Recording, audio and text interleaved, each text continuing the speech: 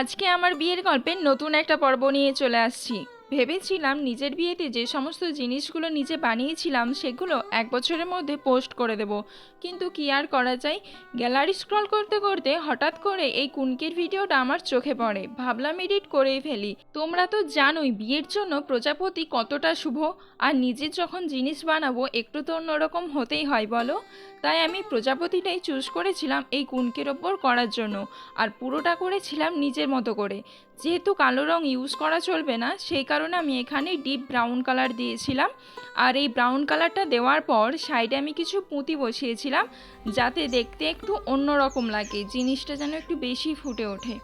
তো এটা করার পর আমি বার্নিশ করে দিয়েছি। তোমরা দেখে জানাও প্রজাপতি থিমের আমার বিয়ের এই কুনকেটা তোমাদের কেমন লেগেছে। আর আমার বিয়ের গল্পের এখনও কিছু পর্ব বাকি আছে, কিন্তু সেটা দেখতে হলে চ্যানেলটাকে ফলো করে রেখো। নিজেদের বিয়েতে এরকম সুন্দর সুন্দর বিয়ে সামগ্রী বানানোর জন্য স্ক্রিনে দেওয়া নাম্বারে আমার সাথে যোগাযোগ করো। দেখা হবে আবার অন্য কোনো ভিডিওতে।